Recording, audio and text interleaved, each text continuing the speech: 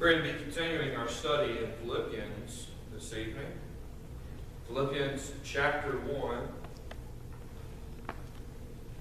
Paul has done his introduction, as we saw. He is very, in his writing, he was very encouraging in the things he was writing, and really talking about the benefits of the Philippian church and the things that they were doing.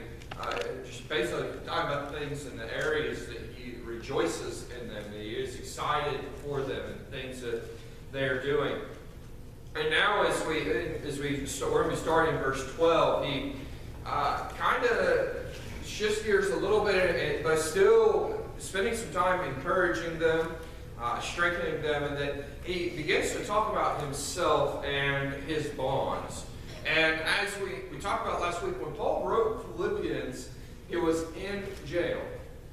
He was in prison at the time. These were not the greatest of times in Paul's life as what man would see. Man would not see it as an exciting time and that he was in jail. I would say it's an exciting time. I would say it's a joyful time, but it was a very joyful time for Paul. It was what he would see as being a very profitable time for Christ, even. And that's what we're going to see today. He's going to talk about himself as being a servant of Christ while being in prison, and the joy that he has in being in prison. Which is just really exciting for me to see this, because, as I said, nobody would really think of being excited for the cause of Christ, being excited for things taking place, when you're sitting in jail rotting, as many would think. But this isn't the case of Paul. He's not just sitting in jail rotting. He's seeing the gospel of Christ being furthered because of it. Both him and the position that he's in, and then others as a result of his position. He's seeing the excitement and the response of people and what is happening because of him. And so he's trying to talk to the Philippians and tell them that you guys still have things to be excited for. You don't have to be ashamed of me in place of that. You don't have to be doubting me and who I am as an apostle of Christ, as somebody who's serving God. You don't have to doubt whether or not I'm actually serving God. Because what we're seeing as a result of the place that I'm at is Christ, the gospel being furthered, and I am happy for that. I'm excited for that. And so this is going to be what we'll be talking about tonight, and I think it's something that can be very exciting as we, as I said, the purpose in going through this, I hope for you, is that this will be something that you can gain things to be encouraged with, that it can help you to find joy in the places that you are in.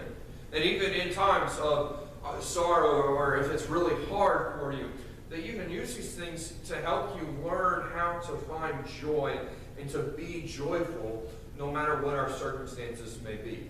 To be excited about this life. And not so much that we're enthralled with this life, but that we're not just sitting around having a pity party for ourselves. But we're excited for this, which is something that's very hard to do. It's very hard to do. But I think this letter can do something to really help us in that goal of being joyful as a servant to Christ. So let's go ahead and have a word of prayer, and then we will dive right into this. Lord, I am thankful to be here this evening. I'm thankful to be able to be in your word and see the example that has been left for us in it. I'm thankful for your preservation of your word and bringing it to each of us and making it available for us that we can study it and learn from it. We can know what your will is for us and how to live that will. I'd ask you to open our hearts to your word. Please remove any distractions that there may be.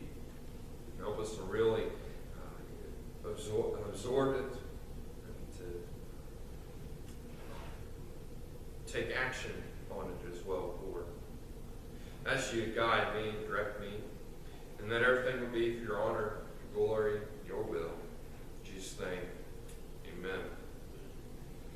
So in verse 12, Paul, he says, "But I would you should understand, brethren, things which happened unto me have fallen out rather unto the furtherance of the gospel. No doubt, some of the people, when hearing of Paul's imprisonment, probably caused many different responses. And he's going to talk about some of those responses. But for the Philippians and others as well, hearing Paul having been put in jail for the cause of Christ, it could cause some doubt to come across them to think that maybe God doesn't really protect them, or God isn't really with them. They could maybe even be doubting the plan of God. What is God's plan to take probably his greatest spokesperson at the time for Christ and putting him in jail? Oh, what would be that purpose? How can that be something that is good for the cause of Christ? Others as well, maybe thinking that if this is what's going to come from me spreading the gospel, then I don't really know if I want to do this. It can be hard to do this.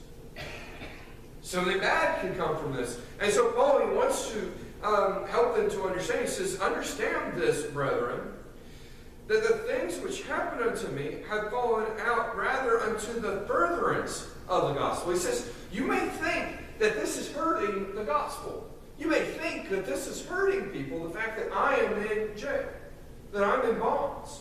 But what has actually happened is the gospel has been spread. The gospel is growing because of it. It has caused things to take place. This is the first thing I want us to realize in looking at this. No matter what our circumstances end up being when following God, when walking in his will, no matter what those circumstances may be, when we seek God's face and we follow the Lord, whatever position he places us in is for the furtherance of his will and for the furtherance of the gospel. Whatever circumstance you are in, whatever is happening in your life, you need to view it not as all hope is lost and there is nothing I can do, but what do I need to change to make something happen for the Lord? What do I need to change in my life so that the Lord can do something amazing because of it? Every single thing that the Lord does, he does with a purpose. He doesn't just sit up in heaven and go, oh, today I'm just going to give Kevin a horrible day. I'm just going to mess it up for him because that's what I can do. That's not what he does. That's not what his thinking is. Every single thing he does has a purpose to fulfill his will. And this is the thing that we need to remember with God.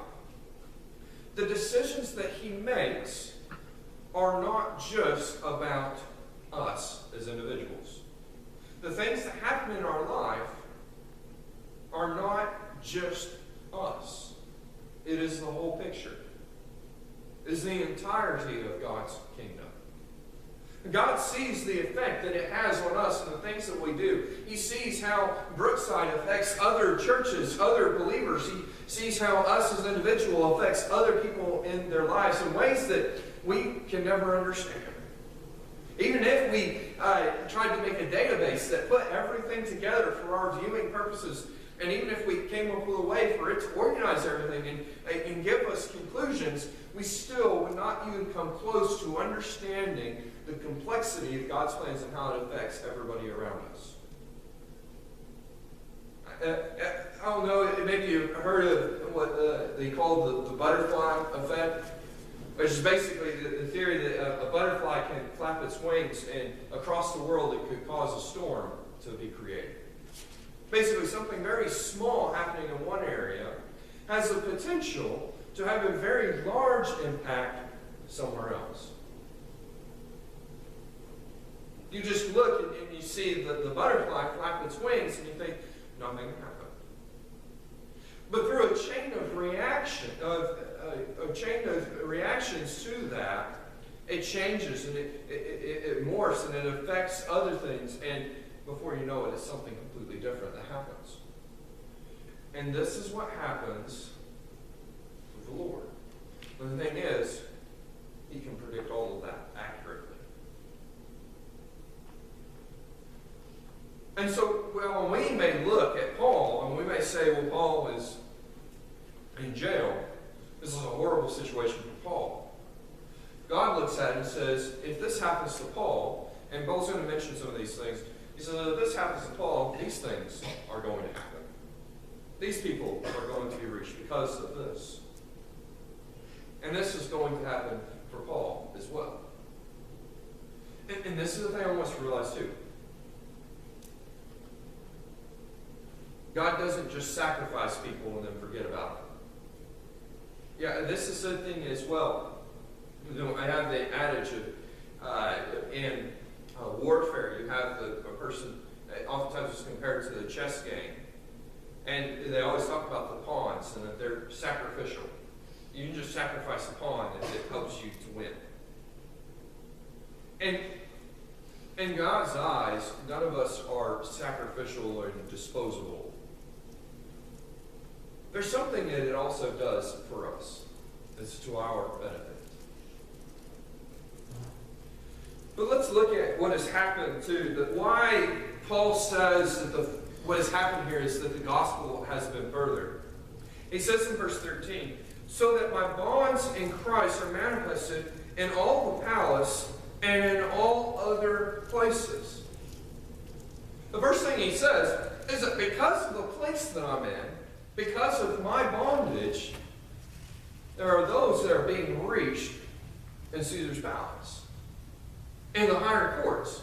There are people that are very high up that are being affected, are being reached because of this.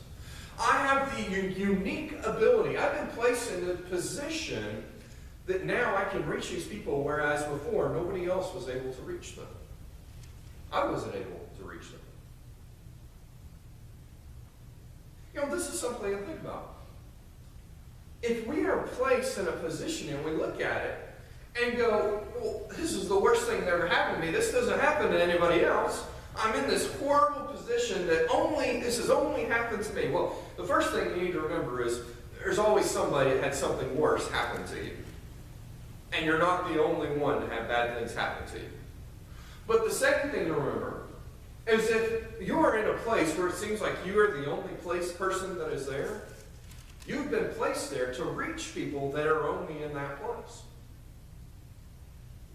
And this is what Paul's saying. He's saying, because I am a prisoner, I've been brought to this palace. I've been brought before all of these people. And now I get to witness to them. I now get to reach these people. I am now an example to these people. Because here's the thing that you know. We look at the trials of Christ, and you see Pilate, and he looks at Christ, and he says, this man Christ, he's done nothing. Why did he want to kill him? He knew that Christ was innocent, and that people were just wanting to get rid of him.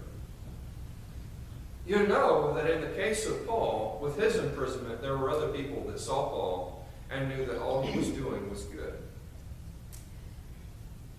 And that now we're exposed to this gospel. We're able to see this man that was doing only good things for people. That will probably come up to him and begin asking him questions and wondering, why are you here? What is it that you believe? Even if they were not being converted at that time, seeds were being planted that otherwise were not able to be planted for the gospel of Christ. In a horrible position, Paul was placed in the greatest of positions. And this is something as well. When you reach those that are in higher places of command, they end up spreading it to those that are below them. An example of this is the family unit. Did you know that whenever a father is converted and goes to church diligently, that the entire family has a much, much higher percentage of all of them accepting Christ and following him? When the father sets the example as the leader of the home. You see it elsewhere as well. You look through the Old Testament, and with all the kings, Well, it's something that a set of information that was given to about each of the kings in the Old Testament. Whether they walked with God or they didn't walk with God. There's information we were given about each and every single one. And what was consistent about Israel during their reigns. Israel followed God, or Israel didn't follow God. Now, I'm not saying all of Israel did everything right when the king was doing right, but many, many more followed the Lord when the king was following the Lord. That's what happens when the leaders are converted.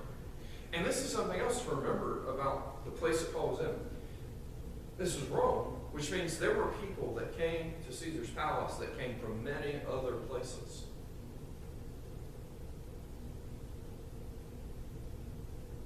And we see here, he says, the magnificent palace and in all other places. He even mentions it. He says, because of this, I'm reaching people that are in the palace. They have come from all over Rome and elsewhere. They're here. I witness to them. They go to their place. The gospel was being spread to even places outside of where Paul was because of it. But it wasn't just Paul that happened. Look at verse 14. He says, and many of the brethren in the Lord, waxing confident by my bonds, are much more bold to speak the word without fear. He says, and what has also happened is those that were already Christians, those that were already speaking the gospel, because I'm in bonds, because I've been placed in prison, people are stepping up, and they themselves have the boldness and are doing more for the cause of Christ.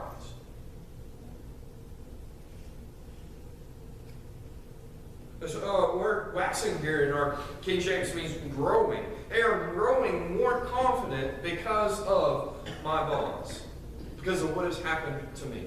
It is causing them to be more active. It is causing them to be more on fire for the Lord. And this is the thing we need to remember. Paul was a great man of God, preached the word of God, and wrote many letters that we do not have access to anymore. And the problem, though, is Paul is just one man. He is one man. But because of Paul's bonds, even though he is still preaching where he is at, others are doing more for God. You're saying others step up to fill the gap that Paul has left behind, or are being encouraged because of Paul. What's happening to him? They're much more bold to speak the word without fear. They're not as reserved as they were before. They're doing it. They're preaching. And he says many of the brethren have been affected in this way. And it's not just one or two that are being affected. It is many that are being affected. Seeing the example of Paul and him doing the things that he's doing, and I would think also that Paul probably wrote more letters than what we have in our Bible during this time to other churches, telling them about what's happening and what he is doing.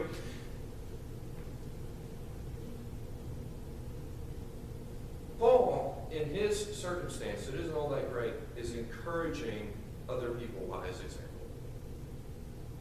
I know the pastor, Brother Mike Raines, passed away a few years back. And at the end of his life, he was unable to speak. And unable to do many things that he was able to do as a pastor that many would look at and say, he should have just given up and quit. But at the end of his life, at the point of being unable to speak, and even farther unable to even walk and do many things that a person would like to be able to do, still, by his example of not giving up and continuing to spread the gospel of Christ in any way that he could, inspired many others to do more and stand strong.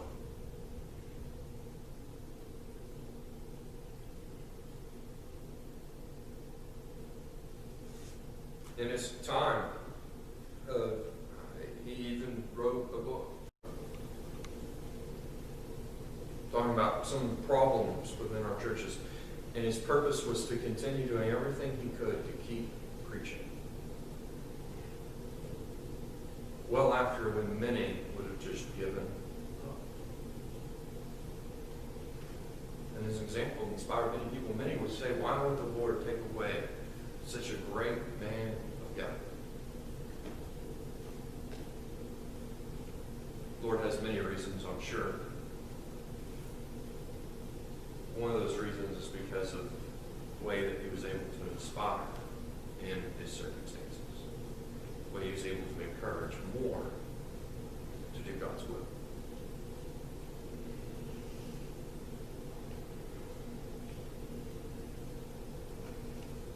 So others became more confident.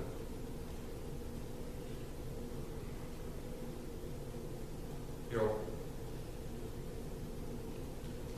we talk about our example in your times of trials and your times of problems. When you stand firm on Christ, you keep fighting, you keep doing things, people notice. And it reminds them to work hard. It inspires them to do more. If you think you're in a horrible place, and you're just like, I'm the only one that is here, well, look at it as an opportunity to set the example for others that may enter into it at another time in their lives. You know, here's the thing. Every single person is going to go through problems in their life. It's a guaranteed thing. Your life is not going to be easy. It's going to get hard at times. It may be very well that the people after you may have harder times. And you can choose in your times of trials, you can choose in your times of having trouble to set the example and to help inspire other people to do more. Even if you are unable to do what you normally were able to do, even if you are limited in what you can do, you can inspire other people to do more. You can encourage other people to do more for the cause of Christ. You still have the ability to have an effect on people.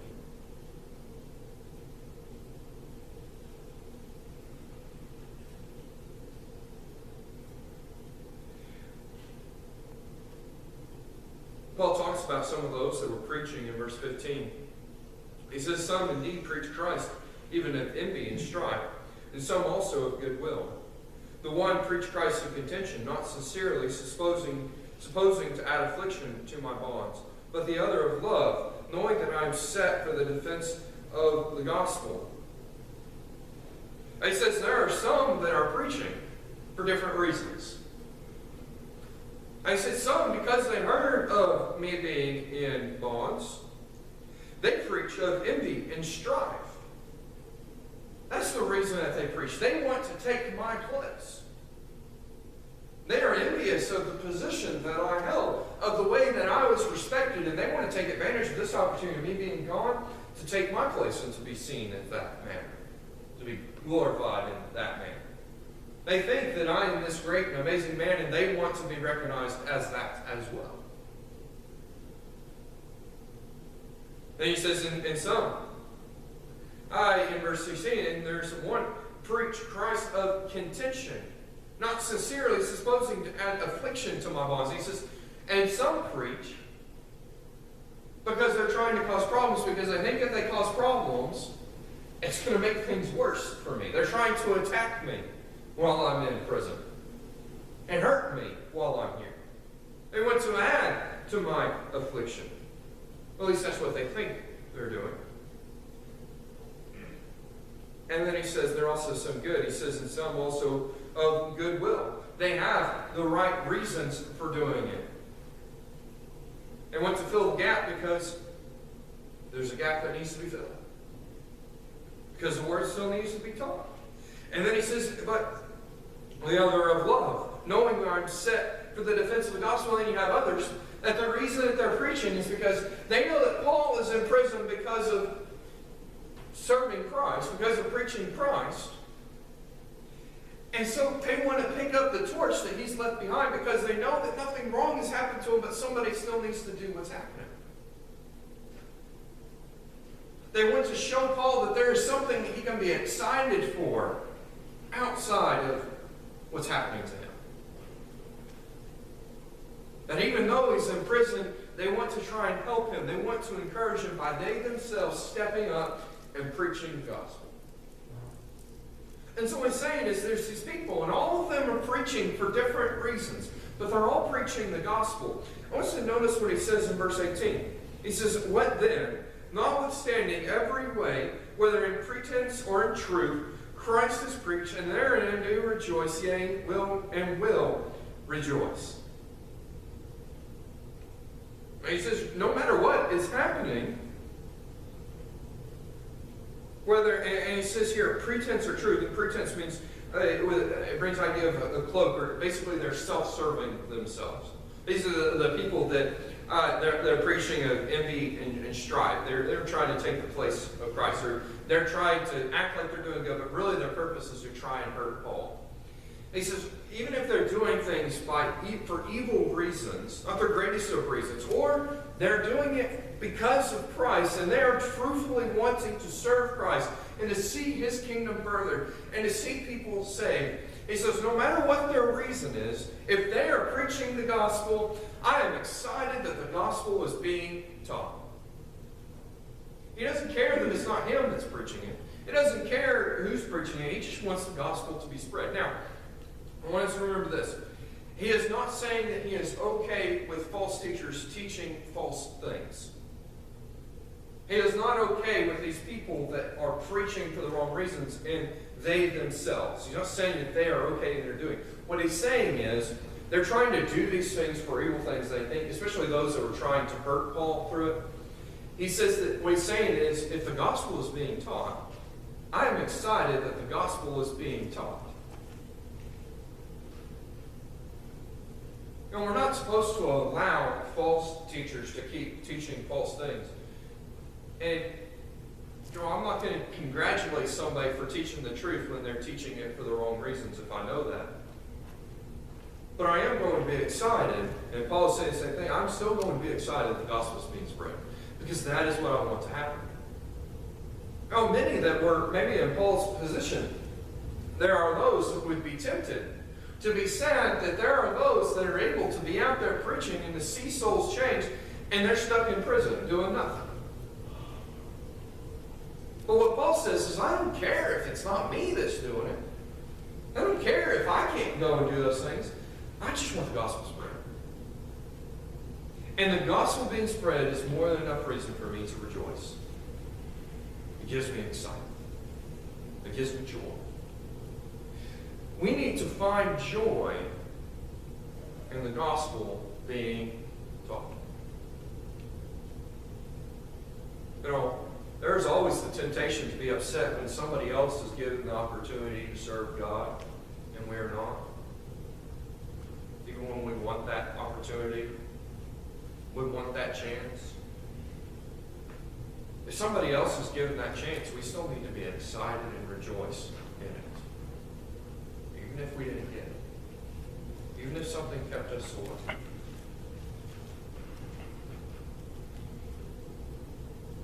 This is what Paul says. He says, I rejoice, and I will continue to rejoice that the gospel is being spread. It brings me joy. I'm focusing on the furtherance of God's kingdom.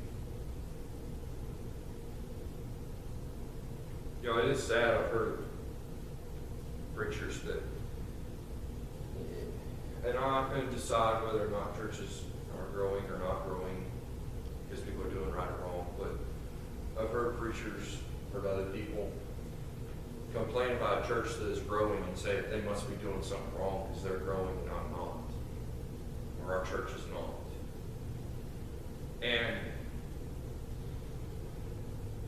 unless there's something just blatantly obvious that they are doing that is causing that is not following God, is very petty. To be upset that somebody else is being able to further the gospel. We should be excited for the growth of other churches.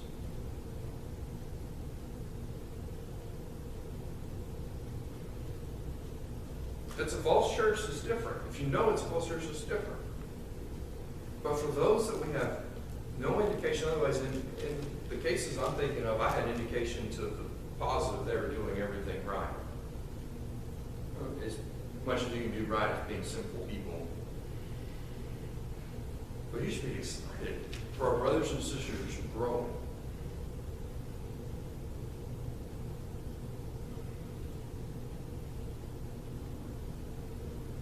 And Paul was. He was happy that others saw joy.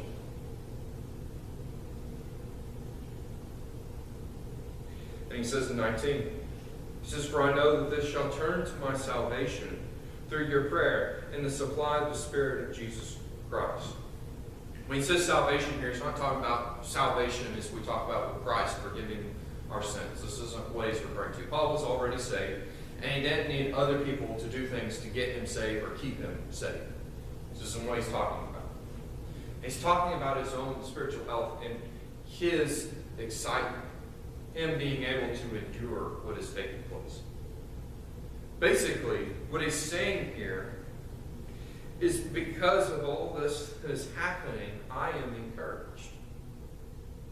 I'm able to keep going on. When it's hard for me to keep going, I look at this and it gives me the energy to keep going, to be encouraged. This is what he's talking about, and this is why he also mentions other things that encourage him, that keep him going. He says, through your prayer. The prayer that you have for me, praying for me to be able to stand firm in this, to keep doing what I'm doing here, to not get down. This encourages me, knowing that you are praying for me. That you're asking for God to give me strength and to lead me. And the supply of the Spirit of Jesus Christ. And he says another thing as well that is doing it is Christ himself strengthening me, being with me. And this is the thing I want us to remember. The gospel being spread through other people and those praying for Paul, those are all people following Christ. Those are all following the Spirit of Christ and are all through the Spirit of Christ. And so all of this is as a result of the Spirit of Christ. And he says, and the Spirit of Christ within me is reminding me of these things as well. And is encouraging me, is strengthening me. He says, I have so many things to be excited about. I have so many things to rejoice in. Remember what he's trying to explain to the Philippians here. They have nothing to worry about with them being in jail. They have nothing to fear. What he's telling them is, you guys don't need to worry about me. He likes them praying for him. But he says, don't worry about me.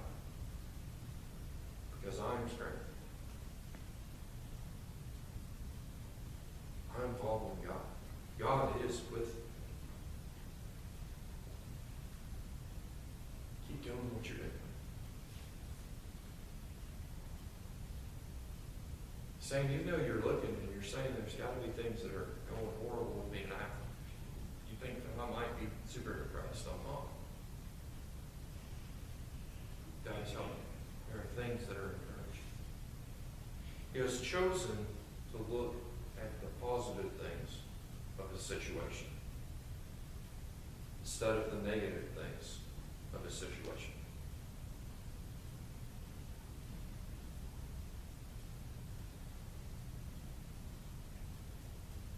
I'm a firm believer, and this is speaking from experience, but one of the biggest things that affects our happiness, or affects whether or not we have joy in our situation,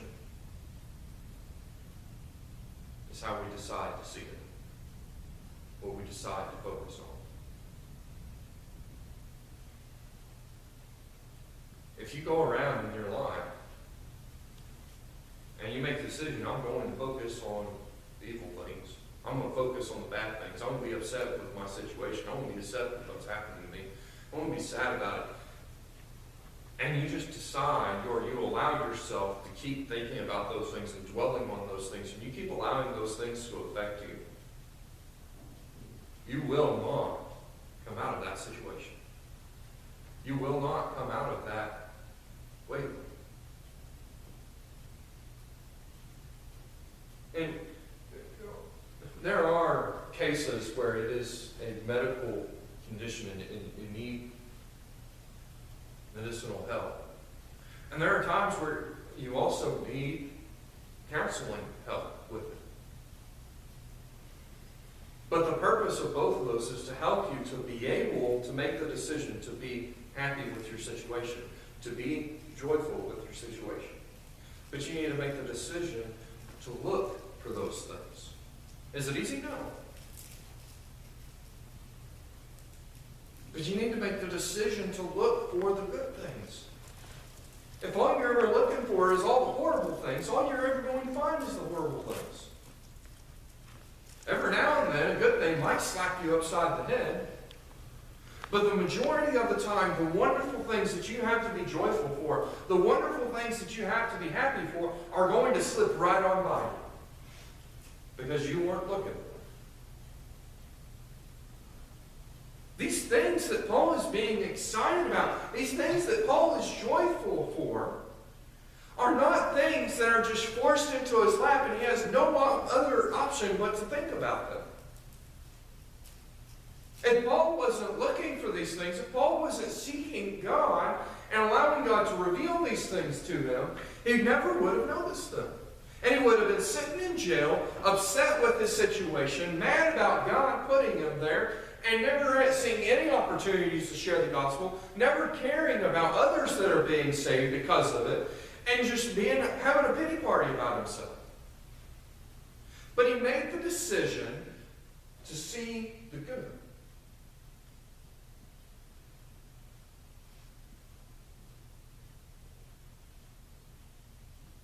Don't allow yourself to fall into the trap of always seeing what is wrong. It's not saying that we stick our heads in the sand and ignore it. What we're saying is what we dwell on, what we allow to affect our attitude, is the things that are good and encouraging. And many times they don't give us the energy, the strength to deal with the problems that are in front of us. You know why Paul dealt with the problems that were in front of him? Because he was excited and he had the strength to deal with them.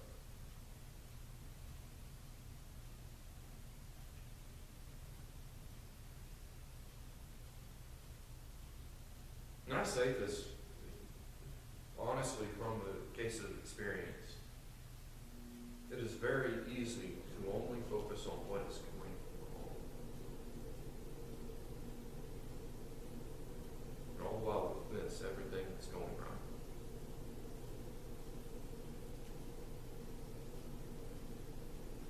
So look around. Find the things that you can be encouraged with.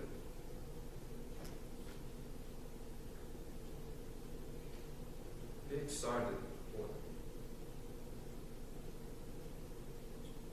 We're going to go ahead and end there. Didn't make it as far as I had planned. But we'll come back to it next week. But I really want you to think about this, or really think it applies.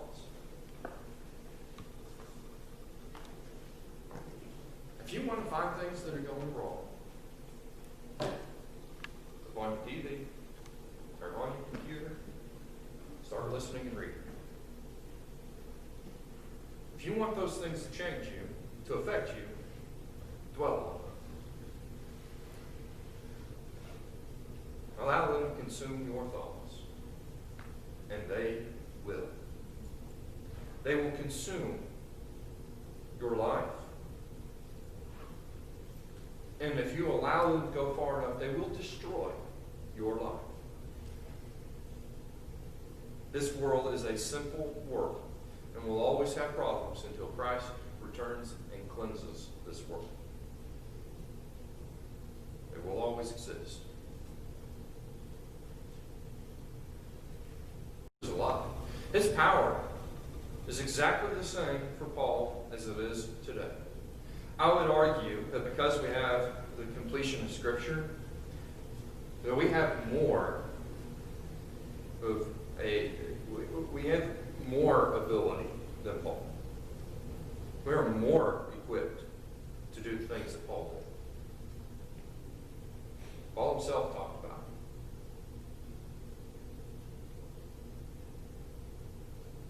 And so really work to find what is good. Really work to focus on what God can do. Maybe you're sitting here and you're upset or someone's really got you down because you're unable to do something that you've always done in your life. That you thought was something that was really good. That God was able to use a lot. Maybe something else has changed in your life and you're unable to do something that you think is something that's really good or something you think needs to be accomplished for the cause of Christ. But God has just closed the door in your life and you cannot do it. Don't get upset by that door that has been closed. Look for the door that has been opened. Look for what God's wanting to do. How God's wanting you to respond that can make other good things come. Don't be discouraged by somebody else getting the opportunity. Somebody else getting to go through the door that you want to go through. Be excited for the door that God has given you. And take full advantage of it. Try to see what He's trying to do in your life that is amazing.